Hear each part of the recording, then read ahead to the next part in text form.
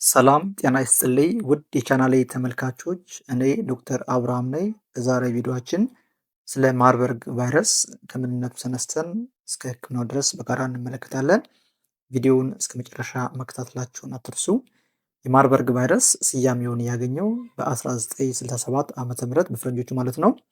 ለመጀመሪያ ጊዜ ወረርሽኙ የተከሰተውና የቫይረሱ መኖርም የተረጋገጠው በጀርመን ሀገር ውስጥ በምትገኝ ማርበርግ በተሰኘች ከተማ ነበርና በዛው በማርበርግ ከተማ ስያሜው ተሰጥቶታል ማለት ነው።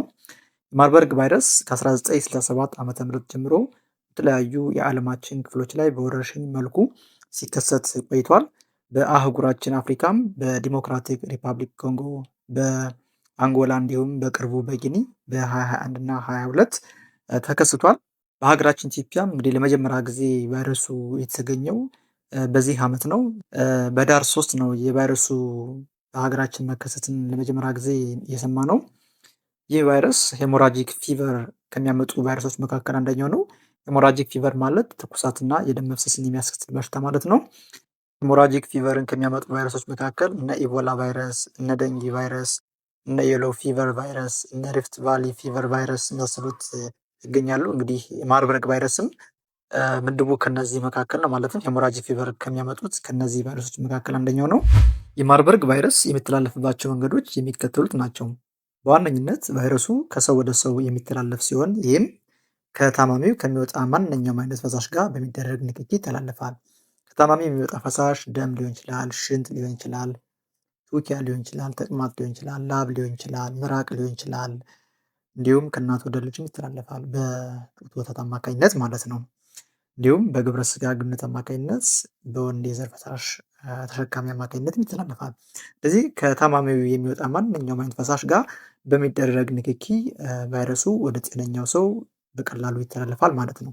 በተለይ ቫይረሱ ያለበት ፈሳሽ ከጤነኛው ሰው አይን፣ አፍንጫ፣ አፍ እንዲሁም የተጎዳ ቆዳ በትንሹም እንኳ ጉዳት ያለበት ቆዳ መሰንጠቅ፣ መላጥ፣ መፋቅ ሊሆን ይችላል። በትንሹም እንኳ ጉዳት ያለበት ቆዳ ላይ የሚያርፍ ከሆነ በቀላሉ ቫይረሱ ወደ ጤነኛው ሰው ይተላለፋል ማለት ነው።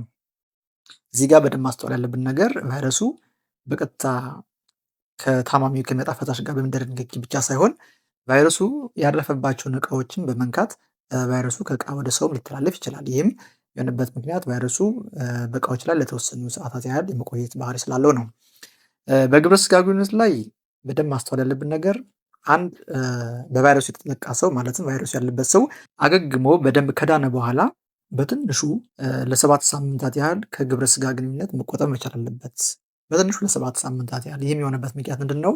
ቫይረሱ በወንድ የዘር ተሸካሚ ማለትም በሴመን ላይ በትንሹ ለ7 ሳምንታት ያህል የመቆየት ችሎታ ስላለው ማለት ነው። ስለዚህ እንዳጠቃላይ እኒህ ከሰው ወደ ሰው የሚተላለፍባቸው መንገዶች ናቸው።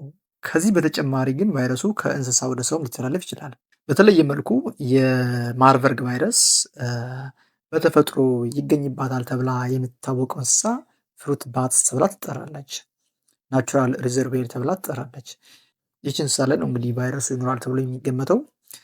ከዚች እንስሳ ጋር በሚደረግ ንክኪ ቫይረሱ ከእንስሳ ወደ ሰው ይተላለፋል። እንዲሁም ቫይረሱ ካለባቸው እንስሳት ከነ ዝንጀሮ፣ ጦጣ ወደ ሰውም ቫይረሱ ይተላለፋል ማለት ነው። ስለዚህ መተላለፊያ መንገዶች እኒህ ናቸው። እኒህም በደንብ ልናስተውላቸው ያስፈልጋል።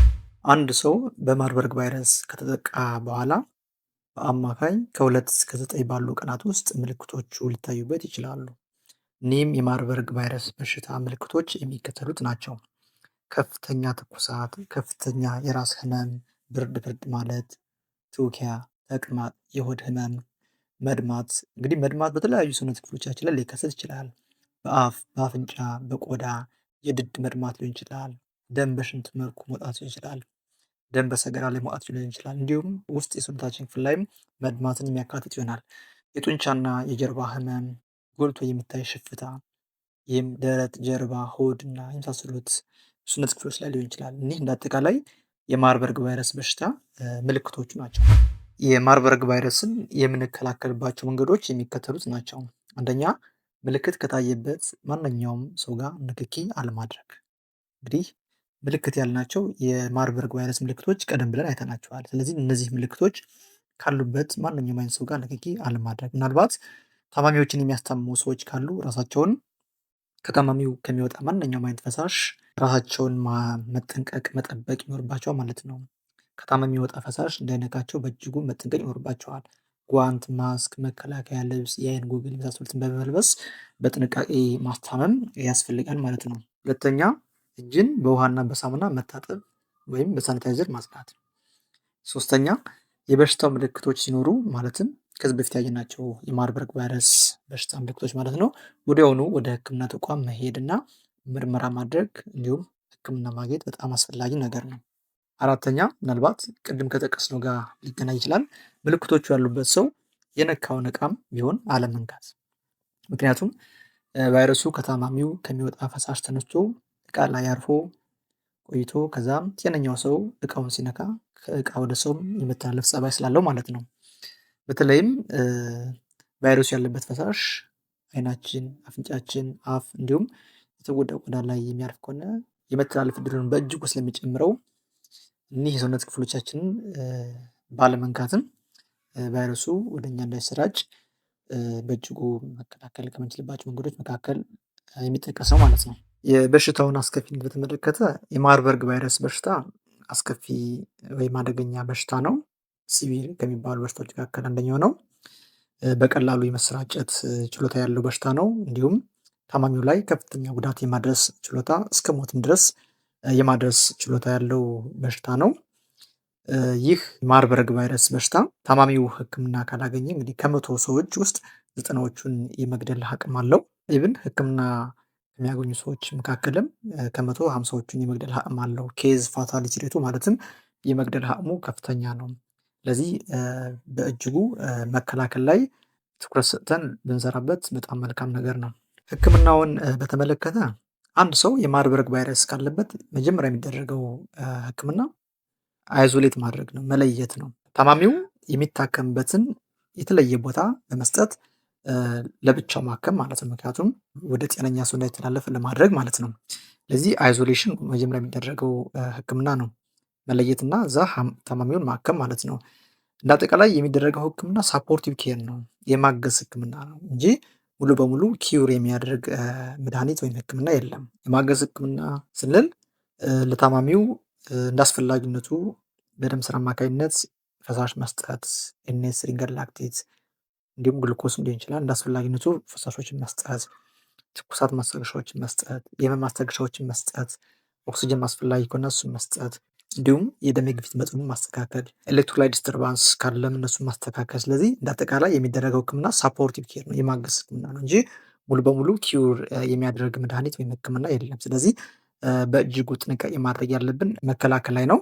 ቫይረሱ ወደ ጤነኛው ሰው እንዳይሰራጭ ወይም ጤነኛው ሰው በቫይረሱ እንዳይጠቃ መከላከል ላይ በእጅጉ ልንሰራበት ያስፈልጋል። ውድ ተመልካቾቼ በዛሬው ቪዲዮ ስለ ማርበርግ ቫይረስ ከምንነቱ ተነስተን እስከ ሕክምናው ድረስ እንዲህ በመሰለ መልኩ በአጭሩ አይተናል። በደንብ ማስተዋል ያለብን ነገር መደናገጥ አስፈላጊ አይደለም። ይልቁንም በትኩረት መከላከል ላይ ልንሰራ ያስፈልጋል። ይህ ጠቃሚ መረጃ ለሌሎች እንዲደርስ ላይክ፣ ሼር እንድታደርጉ በቅንነት የጠየቅኳችሁ። በቀጣይ በሌሎች ቪዲዮዎች እስክንገናኝ ድረስ ሰናይ ቆይታ ይሁንላችሁ።